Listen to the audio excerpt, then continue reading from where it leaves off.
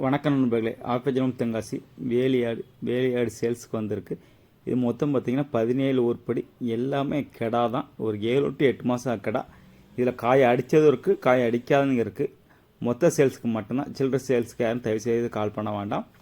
இது நல்லா வர்க்கம், ஒரிஜினல் ப்ரீடு.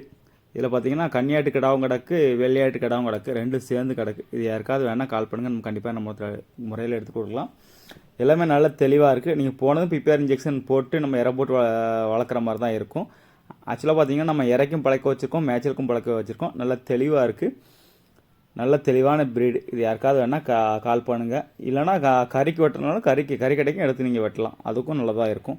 ஒரு ஃபங்க்ஷனுக்கு வெட்டுறதுக்கும் நல்லதாக இருக்கும். எல்லாம் இளங்கடா, 7 to 8 மாதம் உள்ள கடை. நல்ல தெளிவான பொருள். நிறைய பேர் கிடா கேட்டிருந்தீங்க. வளர்ப்பு கடா வந்திருக்கு. நீங்கள் கறி கடைக்கும் எடுத்துக்கலாம், வளர்ப்புக்கும் வச்சுக்கலாம். நல்ல தெளிவான பொருள். யாருக்காவது வேணால் கால் பண்ணுங்கள், நம்ம கண்டிப்பாக நம்ம எடுத்துக்கலாம். ஓகே, மீண்டும் அடுத்த சந்திக்கு வரை உங்கள் நண்பன் அப்துல் ரஹீம்.